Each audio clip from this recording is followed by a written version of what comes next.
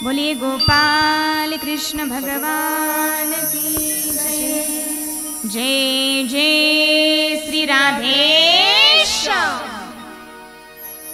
उसके बाद शुकदेव जी भगवान परीक्षित राजा को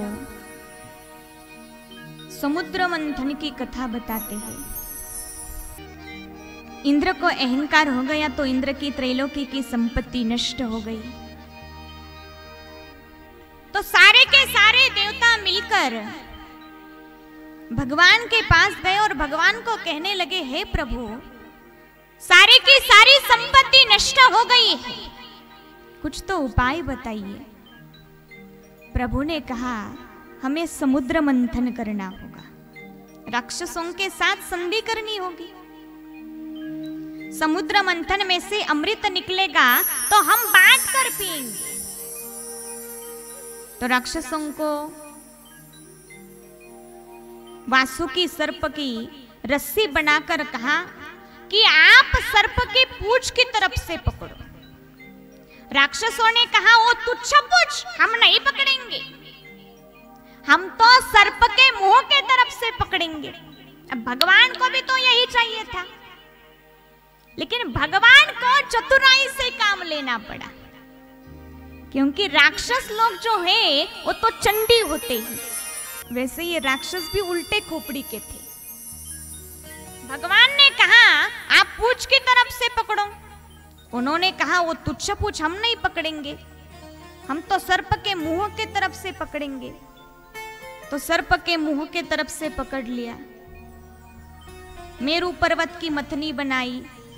अब समुद्र मंथन शुरू हो गया तो ये मेरू पर्वत नीचे जाने लगा।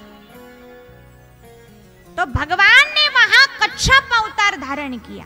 बोलिए कच्छप भगवान की जय। जय जय श्री राधेश। भगवान ने कच्छप अवतार धारण करके अपना शरीर महाकाय बनाया, मेरू पर्वत को सहारा दे दिया। उसके बाद समुद्र मंथन में से सबसे पहले विष निकला है। क्या निकला है? वो विष देवताओं को कहा, आप पियो। उन्होंने कहा, नहीं भाई, हम तो अमृत पिएंगे। राक्षसों ने कहा, नहीं नहीं, हम भी अमृत ही पिएंगे। तो ये विष कौन पिएगा? विष के अधिकारी कौन है?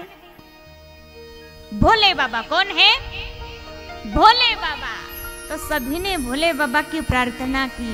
भोले बाबा वहां प्रकट हो गए और वो हलाहल निकला विष भोले बाबा ने प्राशन कर लिया। भैयो हल्ला हल्ला प्रकट, भैयो हल्ला हल्ला प्रकट,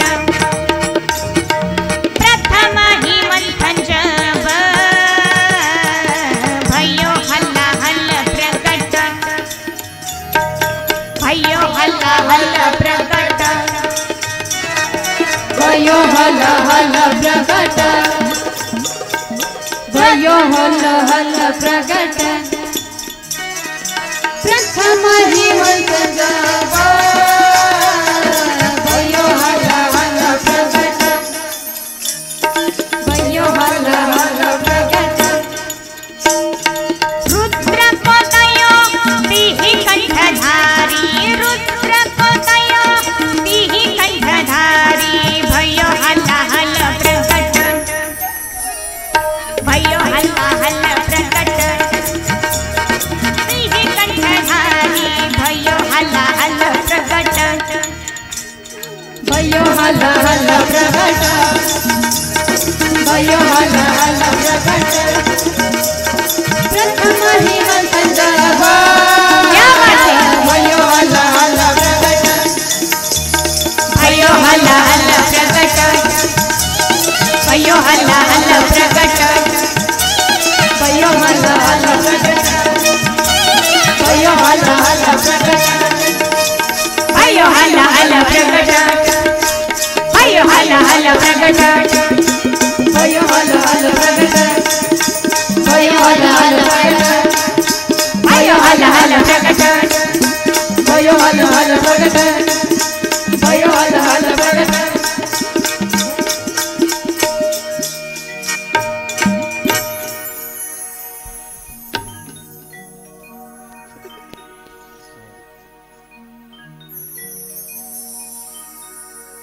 जो अमृत पीते हैं उन्हें देव कहते हैं, जो अमृत पीते हैं उन्हें देव कहते हैं, और जो विष पीते हैं उन्हें महादेव कहते हैं।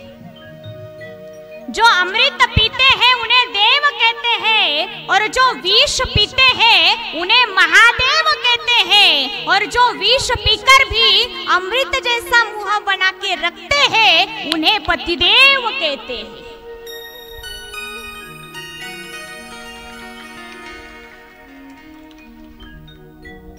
भोले बाबा ने विष प्राशन कर लिया। उसके बाद समुद्र मंथन में से 14 रत्न निकले। कौन कौन से आप गिनती करो। सबसे पहले निकला विष, उसके बाद कामधेनु, उसके बाद उच्चैश्रवा नाम का घोड़ा। आप गिनती करो कितने होते हैं। उसके 3। उसके बाद ऐरावत नाम का हाथी निकला।